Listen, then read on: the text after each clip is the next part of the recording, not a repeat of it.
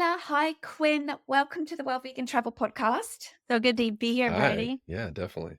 I am so pleased to be talking with you and Ella specifically because we've been trying to make this call happen for quite a long time now. I'm so pleased to finally be talking to you. Yes, it's here. Ella and Quinn have got a lovely story about how they got together. And we're also going to be talking about Austin and music festivals that listeners might like to go and check out if you're into music festivals as well. Why don't we start by both of you introducing yourselves? All right. Yes, I have been vegan myself for 29 years now. Wow, Yes, that's a long it is time. a long time. Yes, I feel like every time I say that, I just keep adding years and years. And I'm 44 now. I was 15 when I went vegan. I was actually 7 when I connected the meat on my plate with the animal that it was and went totally vegetarian. That was 1987, before the internet. I somehow, between 1987 and 1995, got the information that I needed to really understand the cruelty of the dairy and egg industries as well, and kind of teamed up with PETA and different organizations, vegan outreach back then, and went totally vegan at the age of 15, became an animal rights activist. My journey's kind of evolved over the years. I'm also passionate about fitness. I've been an athlete since the age of 5.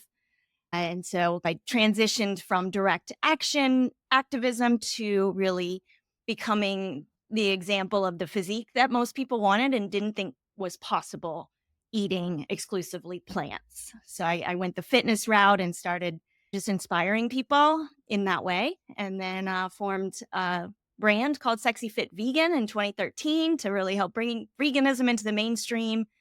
Now I do a lot of things, and I have a podcast and I coach people on building a healthy and really intimate relationship with food and their bodies and overcoming emotional eating and just other types of disordered eating and helping people make the transition to a really holistically healthy way of life is what I do. Fantastic. Thank you. And Quinn, what about And you? I'm Quinn, and I'm just trying to keep up. I'm just kidding. No, I'm not kidding at all. It's great having a sidekick like Ella, to say the least. I'm born and raised in Austin, Texas. I've been vegan for 2 years. Ate meat, was a hunter, all that Wow. kind of stuff. I stopped drinking about 5 years ago, and I really just started paying attention for the first time, digging into all things I was putting into my body, started to get way healthy, started doing bunch of yoga and working out and just returning to self, if you will. And yeah, I just had an epiphany post-COVID that meat wasn't for me. It was partly health. It was partly spiritual. It was just all over the place. It seemed the direction I needed to go. And it's been quite beautiful, to say the least. Yeah. Where the soul wants me. I didn't know myself for a long time. And it was kind of, again, that kind of return to self once I just had some clarity on the addiction side and drinking and all that fun stuff. And then, yeah, I was like, oh my gosh, just missing out a lot here. Now everything is bright and beautiful. And I wouldn't have been able to meet this woman Oh, without seeing the light. wow. Oh, thank you so much for sharing that, Quinn. I really appreciate it. So, how does a vegan in Miami and a brand new vegan in Austin connect and find each other? Great question. Yeah, I'll start. I had pretty much given up on the dating apps. I felt a need to search through the app store again. Like there's got to be something else for, plant forward or vegetarian or something like that.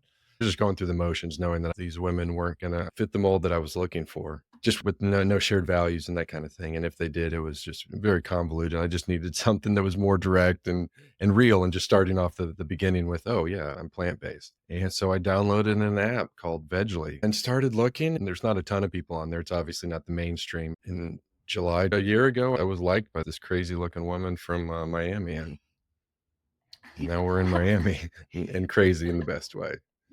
Yeah, I'd been on and off that app for quite a while. It was very slim pickings, I would say. And so I kind of opened it up. I said, you know what? I'm pretty free to travel. Most of my work is online. So let me not just limit it within 100 miles. Let me really open it up. And it only lets you open it up to maybe 500 miles. So I said, when I travel and I'm going through different cities, I'll open up the app and see what's up.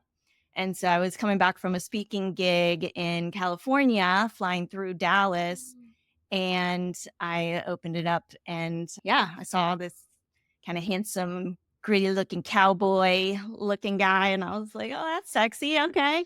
And he had said something in his profile that just made it seem meaningful. And in my profile, I mentioned an interest in quantum mechanics, quantum physics, and just curiosity. She was beautiful and showed curiosity, and I just freaked out when I saw it on the app. I was like, oh my god, okay, I can't screw this up. This is exactly what I've been waiting for. And yeah, and here we are, here a we year are. later. Exactly. Yeah. So it worked. That's such a lovely story. I've been with my partner for so long before dating apps, and I do have a few friends that are looking to find someone, and I have to say their stories are, generally speaking, not very positive. So I'm really happy to hear that there was a success here. I wonder if there is like better success on the vegan apps than there is on the mainstream apps. That's a good point. I mean, I imagine anything that's more niche, that's more just not for the masses, I would assume, because those apps make money when you're not finding a match. So ultimately it's there to find a match, but they're not profiting from that. They're profiting from you just cycling through and spending time trying to find it. So I think that niche helps tremendously. Obviously, the more niche you get, the more granular you get, you're going to have less people, but at the same time, you're going to find familiarities with it, I think. Yeah, I tried out all the apps. I've never spent a lot of time on them. I'm not one who likes dating. I don't have a bunch of extra time that I'm just like, oh, let me just go hang out with somebody doesn't have a chance. And on the regular apps, and up until Quinn, I've gone my whole life pretty much dating people that still ate meat. My boyfriend before Quinn stopped eating meat when we went vegan together. When we got together, he said he didn't do it for me, but then he went back to me after we ended. So, but I just realized, I can't open the refrigerator and see a dead body in there. That's just not going to work for me. Just seeing the person I love eating that. Seeing meat or just having that conversation, it seems like a roadblock. We have 91%, I think, of the people that join our trips, our vegan group trips, they're vegan. But very often they will bring a partner who is not. And something that I notice is that even though they are not vegan, and I guess this is what makes their relationship work, even though they're not vegan, they are really supportive and really happy to support that person in their lifestyle choices. I'm sure there's a lot of storming before they're Norman, but I know for me, I would find it very hard if my partner ate meat. Luckily, he doesn't, so that's great. So today we're going to be talking about music festivals. I don't really know what my preconceived ideas would be about like how vegan friendly they are and what they're like. I haven't been to a music festival since Glastonbury 1994. Oh, wow. So, and I was vegetarian back then, but Glastonbury at that time, I don't know whether it still is, it was always like a little bit sort of hippie. And as a result, I remember there being quite a lot of vegetarian or maybe even vegan. I don't think I even knew what vegan was at that time. So I remember eating pretty well. But generally speaking, what is the scene with eating vegan at music festivals? Because often you're spending several days there, you might be even camping there, and they're often in the countryside, so you can't go to a restaurant in town to get lunch. So how's the scene changing? What is it like right now? From 94 to the early aughts, it was a lot of that. You're going to have cheese pizza options and that kind of thing. Maybe there's some kind of Mediterranean option there, and that was it on the vegetarian side. And maybe some vegan. But again, I wasn't fully aware of it back then. I just remember the food offerings in general were never good, but either whatever side, definitely not on the healthy bent by any means. Now, just like everything else, I feel like there's an evolution towards wellness in general. Obviously, a lot of these band members have been health conscious to a certain degree, at least in terms of what they're eating, and have been vegetarian, vegan for a long time. I think that's, if anything, the consumer or the fans have caught up there. That was probably my first interaction in the music business with vegans. Was when we would have food backstage, it needed to be vegan friendly, and the caterer needed to have some vegan options. There was somebody on tour that was vegan, and that was probably my first interaction with vegans. The vast majority of my friends, if anything, maybe a vegetarian here or there. But yeah, I would say it was backstage, just seeing what they eat obviously on the road. And as you guys well know, you've been vegan for a long time. There wasn't a lot of options back there. It was just salads for days. Now, these festivals are catering to wellness, just to, yeah, that healthy mindset way more. There's also a degree of festivals going towards this non-alcoholic thing. There's a beer, I think that all that kind of stuff is just as popular as this vegetarian vegan movement. It goes hand in hand to a certain degree, at least it, or at least has in my experience. This ACL festival, which is coming up in Austin, it's been around for 22 years. I started going my freshman year in college. There were definitely no vegan options. If anything, some vegetarian and just minimal food Mhm. options. Now it's a massive food court. It has many vegan options, which is great. So just as everybody's moving more into this wellness health space, we produce Lollapalooza. It's in Chicago. It's Oh, wow. also in various countries as well. Lollapalooza in Chicago in August last year had a whole vegan food court called Plant Based. The original the original Lollapalooza started in the mid '90s. It was a touring thing. Definitely didn't have vegan options by any means. Albeit, again, some of those band members were eating vegan, but it wasn't for the fans or that public. So I think that's really interesting. But yeah, I think these events mirror the fans and just the cultural kind of norms and the status quo. The more we move into this wellness space, these fans are want to demand it, and so much has changed in terms of that. Yeah, That's so exciting to hear. I'm really pleased about it. I'm wondering, you might not know the answer to this question, but what's the name of the music promoter or a music festival organizer? Would be the Prom- name of your employer? I work for C3 Presents, who is a subsidiary of Live Nation, so they're the world's largest Okay. promoter. Okay. So a question that I have, you might not know the answer or be able to share, but I'm wondering whether when they're organizing these festivals, they like to make sure that they have a certain percentage of vegan options to help with the environmental footprint, for example, or is that a policy that they have, or they're just doing it because the festival goers want Yeah, it? I think a lot of it is feedback and people saying, "Hey, there's not many vegan options, there's not many vegetarian options." Sure. I'm sure that there's some kind of metric that we try to make sure that there's this many people coming for this many days. We got to make sure it's not just iceberg lettuce. There's real nutritional stuff that people can eat out there and they demand it. I just see that all as this progress towards sustainable wellness. It's all flowing in sync in that regard. Like at Lollapalooza, our main stage this year was entirely um, powered by solar panels, right? So we're Oh, not fun. actually using electricity from the city of Chicago. We powered it entirely by solar panels with these big generators and these big batteries. In 2024, it's in our best interest to, have it be part of that and evolve, right? A lot hasn't changed in the festival space since Glastonbury 94 or Woodstock in a lot of regards. So it's neat to see the natural curve and progression of it all.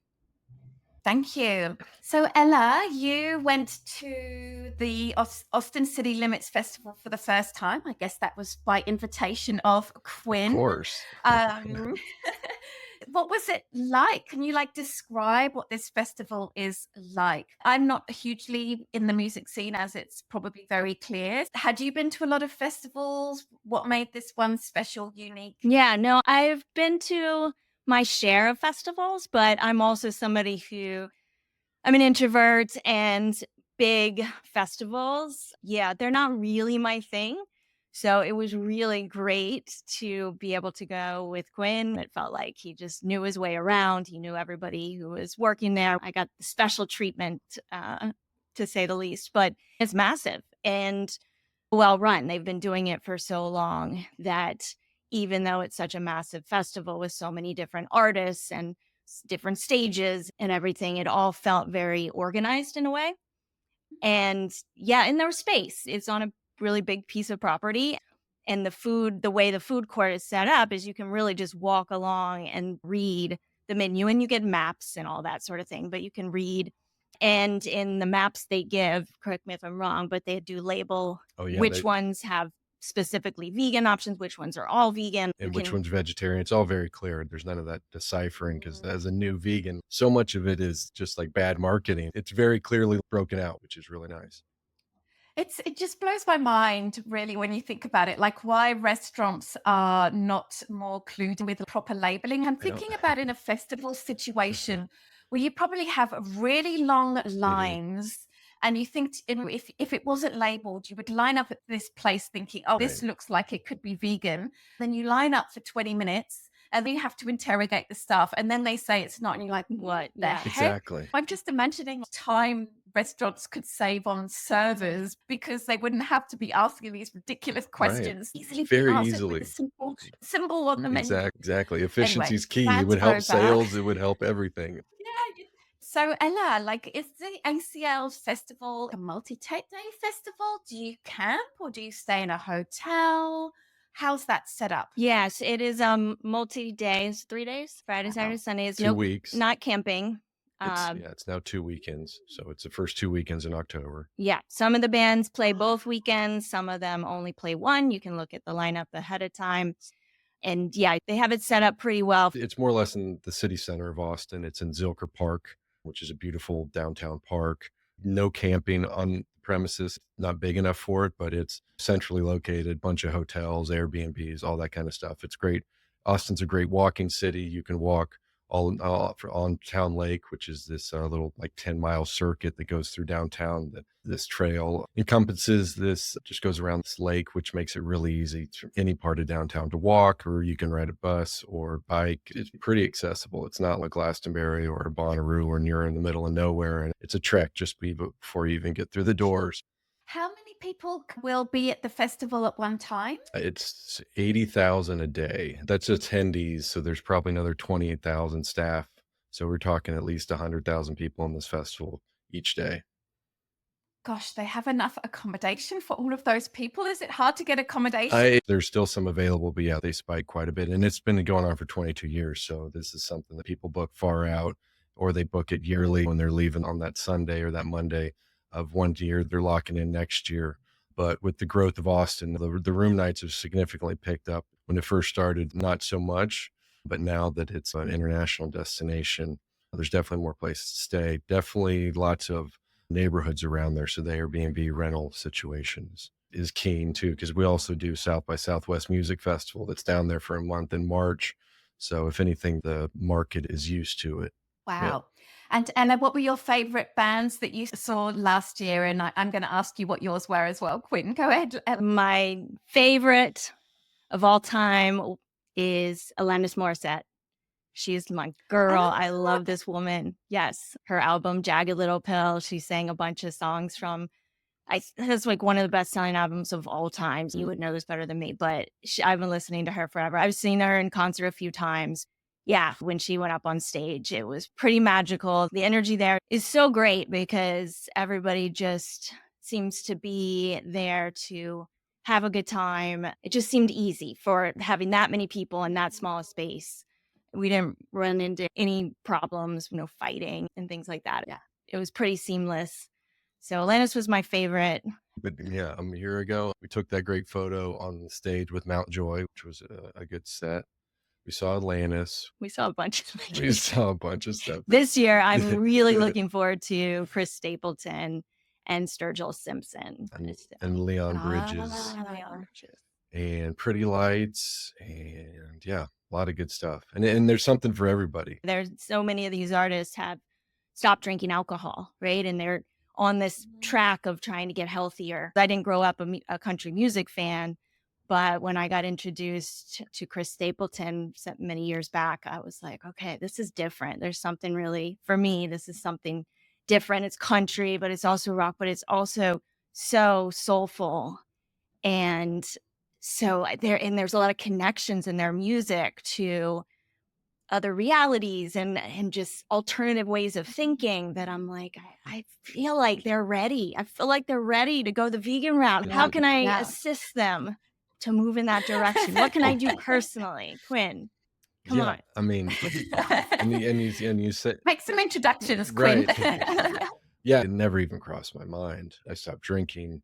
I stopped partying and doing that kind of stuff, stopped smoking weed and all that. And yeah, and then it was just the vegan thing just kept hitting me over the head. It was just like, this is a natural progression. And at least for me, it was just beautiful. I can't beat myself up for wishing I would have done it earlier. But yeah, if anything, it's fun to show people there's always outliers and people only need to see an example. So that's where we come in. Yeah. That's fantastic. Ella, so I'm guessing you've been to Austin quite a few times since you have been dating, right? Yes, a number of times. And what are your impressions? I've really enjoyed Austin, and it was interesting because it was one of those few cities, or it was really the city that I had at the top of my list of places I had not yet been that I wanted to visit. I knew the music scene was good. I knew it was a little more on the liberal side of Texas. And so it had been a place I had wanted to visit. So perfect.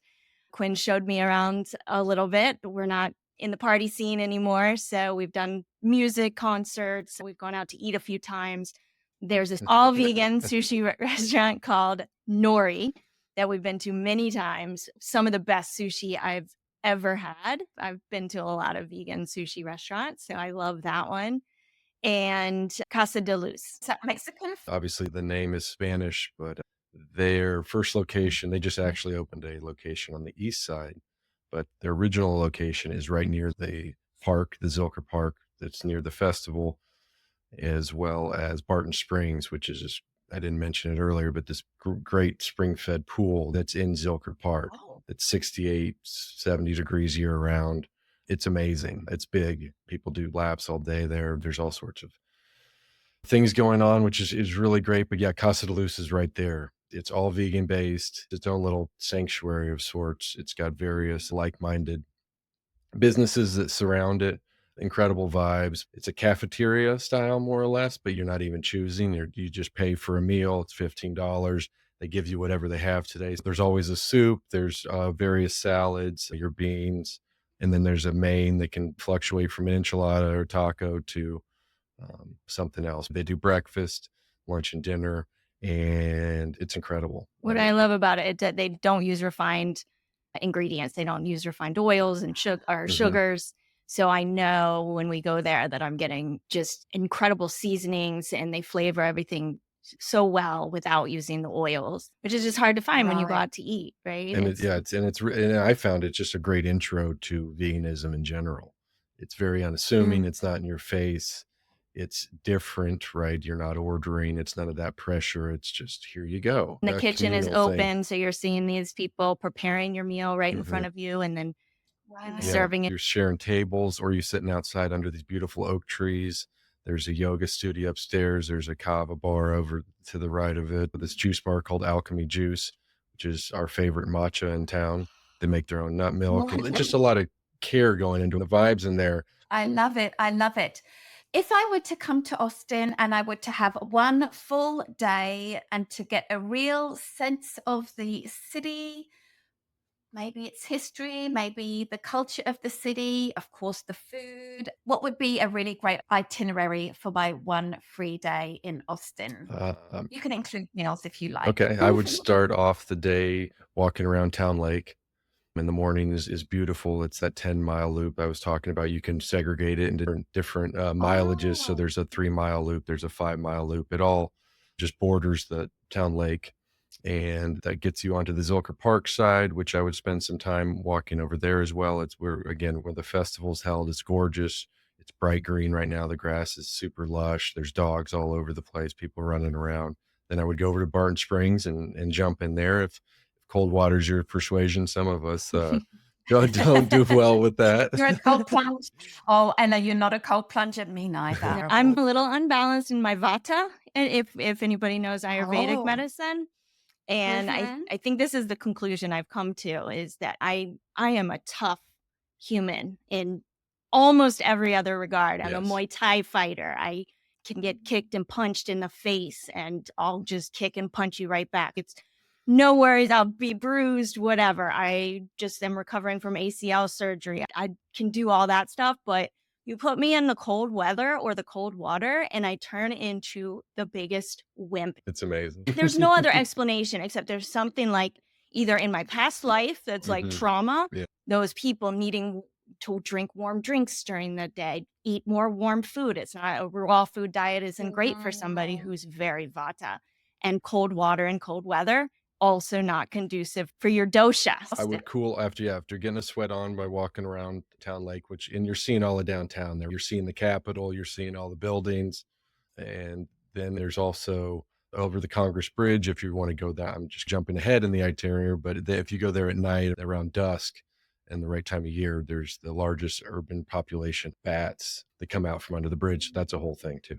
If anything, I would get your sweat on. I would jump into Barton Springs, towel off. I would walk over to Casa Luz. I would grab lunch there Yeah. and a matcha Next door. from Alchemy No, Juice. I'm telling you, this matcha is out of this world. If you're a matcha latte matcha drinker, too. oh my goodness. That's delicious. And then I would head to South Congress and I would walk down South Congress. It's changed a bunch. There's a ton of shops, all sorts of quirky stuff that is very Austin centric. It's really cool to see. There's some small venues that are already going to be making noise about mid-afternoon, which would be great to see. The Continental Club or Sea Boys. But yeah, it's a great walk, a lot of history there and things to see. And then, yeah, we call ourselves the live music capital of the world. The Mexicans. Yeah, there's a little vegan trailer park on the east side. Yeah, food trucks are huge in Austin, just like in Portland. They're all over the place. A lot of restaurants will do that before they get the brick and mortar, but incredible food trucks. And on the east side, it's called Veganism, which is a Mexican place with excellent tacos. I eat it all the time. Their sister trailer is Nam Burgers, which is a slew of burgers and fries and all that. There is a great coffee place in there as well. The vegan options in Austin are significantly better than, from what I've heard, than a lot of other places. And of course, they tape the Austin City Limits TV show, longest show running there. music TV show out there. So that's where we got the name for the festival. You can get tickets to that. It's difficult to see that. Just call Quinn. Maybe he Yes. can hook you up. Yeah, but if you find out when they are recording, you can wait outside in the line. And if there's room, they'll let you in. There's lots of ticketed stuff to see, a lot of great venues, or there's lots of bars that have free music. So it's not to be missed, whatever you're looking for. But yeah, lots of options. I love it. I would love for both of you to share some of your upcoming travel plans, if you don't mind. Stella, I know you're always traveling about. So what have you got coming up, both of you? Yeah, that's right. We got to meet in person at the Planted That's Expo right. in Vancouver. It was in Mhm. Vancouver and it was in June. This fall, I'm super excited. We actually leave tomorrow for London. I've been to London several times. Quinn's first time in London. Yeah, So- we're seeing Moby at the O2 Arena with a full orchestra. It's the 25th anniversary of his play record, so pretty ecstatic to see that. And all his proceeds are going to animal and climate charities. He is donating everything. Yeah. So that gives me the chills and makes me really happy to be there. We're also visiting Fiona Oakes. She is actually who I named my new rescue dog after her, because my dog loves to run. And I interviewed her on the Rise and Thrive podcast, one of my favorite episodes of all time. She is just such an extraordinary human. So we're visiting her at her sanctuary and volunteering. And we're going to actually stay out there a day. And I've got some people out there that I know and some old clients that have turned into friends. And we're going to trek around. Luckily, my knee is almost, I've got a few months left of therapy, but I'm walking and even jogging now. So we're going to walk the city, explore a lot of different venues. And then I'll be headed to Austin for the Austin City Limits Music Festival. And then we're headed to Guatemala in November for 3 weeks. We're doing an intensive 200-hour yoga teacher training at Duran Yoga. He's got a plant-based cafe as part of that. So yeah, we'll be there at Lake Atitlan in Guatemala for 3 weeks. So I'm so looking forward to that kind of detox, that 3 weeks digital, mostly detox. Yeah, we went there over the holidays and fell in love. Did yoga there every day. I love it. Wow, lots of wonderful things on the horizon. I would love it if you wouldn't mind sharing your platforms and ways that people could learn more about you. I know, Emma, you create a lot of content in your field. So the names of that as well, so that people can follow along. Yeah, most of my stuff is Sexy Fit Vegan. So Instagram at Sexy Fit Vegan. And if you go there, my profile has a bunch of other links, sexyfitvegan.com and ellamajors.com. I do speaking and also coaching. So we've got really powerful programming coming up at the end of the year for people that struggle with emotional eating and disordered eating. And so I'm really excited about launching that. I love it. Fantastic. And Quinn, do you have any platforms that we need to know about? I don't think you're in the... Not so much. As an employee, maybe less. Not so much. Yeah, just come see us at Austin City Limits Music Festival. There are still tickets to be bought. Awesome. Awesome. All right. Thank you both so much for sharing about your story and about Austin and about the festival. I'm not a big festival goer, but it definitely sounds like a great Perfect. city and something to experience for sure. Thank you both so much. Thank Thank you. you, Brighde.